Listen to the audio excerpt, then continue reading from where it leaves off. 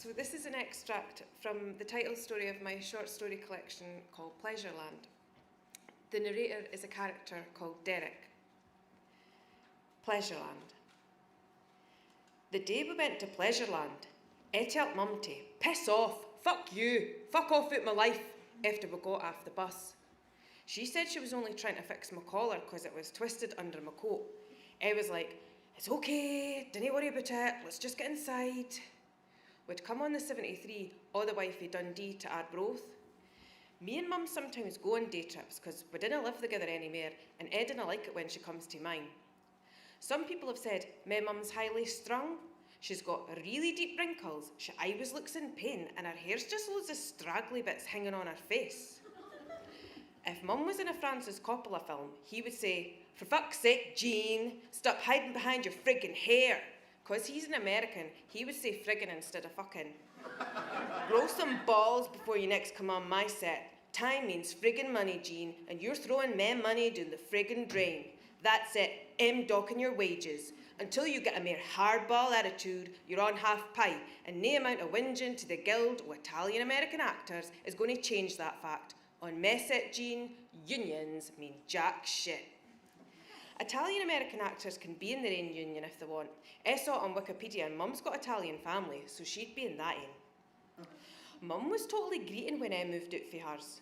She said any mum would do the same and that I was a man now and it was time for me to stand on my own 2 feet. I got in the van with this man while I was rolling his eyes and winking at my mum. He was laughing a bit too. Then he said, see you, Jane, don't worry, I'll get him settled in. Anyway, the day we went to Pleasureland was good because I won to £1 on the puggies. But then I spent it trying to win a cuddly toy on one of those crane machines with a metal claw. I caught Donald Duck, but then the claw let him go and I had to tip the machine to get him out. I was like, well, how come they pretend that you'll win a cuddly toy and then no let you hang? But Mum said it's the way of the world. So I kicked the machine and shouted, fuck the way of the world. And the manager looked at her and Mum was like, let's do something else then, because she was trying to change the subject as usual. We went on the bumper cars, even though we were both too big for it. We were the only ones on the track, so we just kept bumping into one another. Mum said that Frank bloke who helped me move house would come and pick us up, so we wouldn't have to get the 73 back to Dundee. I thought this was totally excellent, because I felt tired, and that 73 bus sometimes gives me the dread boke. He beeped his horn about 1,000,000 times outside Pleasureland. He looked dead happy, and I thought it was probably because he'd had the sea air. That's what happens when you have the sea air. You get dead happy, and then in about 5 minutes you fall asleep. But he didn't fall asleep, because he said he'd tackle for fish and chips, and I was like, yes! This is well cool, because fish and chips in Arbroath's dead expensive, and I can't he'd probably pie. Frank asked me what my favourite things are. I tell him my favourite colours are definitely orange because I'm a Dundee United supporter and we're total winners because we won the cup final. He said he supported Dundee and then I Kent he was a Protestant. Dundee supporters are Protestants and United supporters are Catholics. A lot of people didn't ken that and they end up wanting to support United because it's a better team and then finding out they can't because their mums didn't go to proper church. My mum doesn't go to church. My granny did, but she's dead now, so me and Mum are probably agnostic. Agnostic means you didn't believe in anything and you can't be arsed arguing. There's this man called Richard Dawkins who wrote a book called The God Delusion that I saw on telly. He's well annoyed at people who believe in God and wants Obdi to stop going on about it all the time and telling we bairns to believe in God when we didn't even ken if there's a chocolate teapot in the sky. When we got in Mum's, Frank put the telly on and it was dead good because Match of the Day was on. I was like, yes. Frank said he wanted a tinny instead of a cup of tea and he took his shoes off and put his feet on my mum's favourite puffy. I thought I'd better give him a wee word to the wise and I said, here Frank, you better make sure my mum doesn't see you on her favourite puffy because she'll go mental.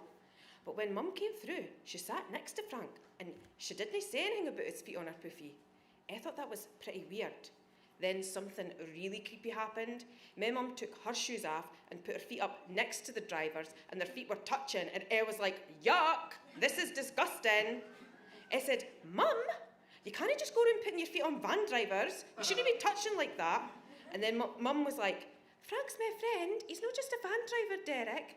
And then that Frank, he put his hand on my mum's arm and he was laughing and rubbing it and saying they were more than friends. It was like, what the frig is going on here? This is totally sick. Are you a sicko or what? Then that really sore breathing came on. Mum was like, calm down, Derek, but I had to push past her and run out. I ran down the streets for like ever just to stop my chest pain, but then I got that other pain for when you run too much.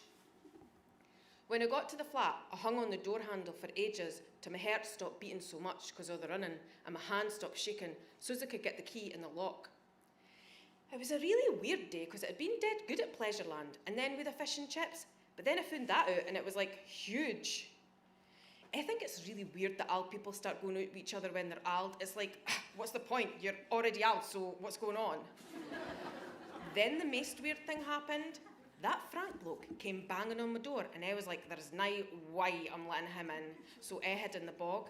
He came in anyway and he was saying, Derek, Derek, in that really creepy sing-sang way that's like what the baddies do in horror films. Like Jack Nicholson in The Shining when he's looking for Wendy, except I wasn't Wendy and Frank has too much of a gut to be Jack Nicholson.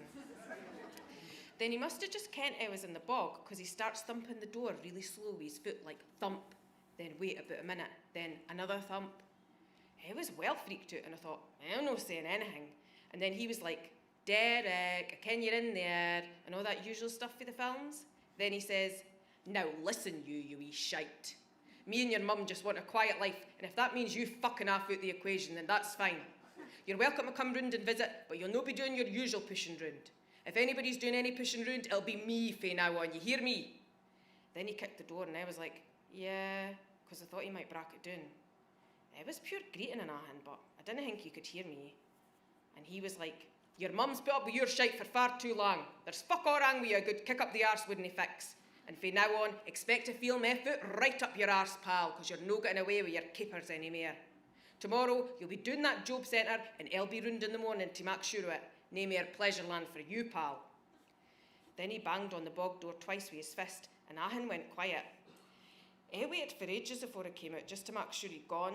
Then I went in my bedroom and started packing up all my stuff because I thought, this maniac's totally after us and he kens where I live, so I better get out for here. But then I must have just fallen asleep on the bed mid-pack because when I woke up the next day, I still had my Pleasureland clothes on and my bag was only half full and loads of my stuff had fallen on the flare.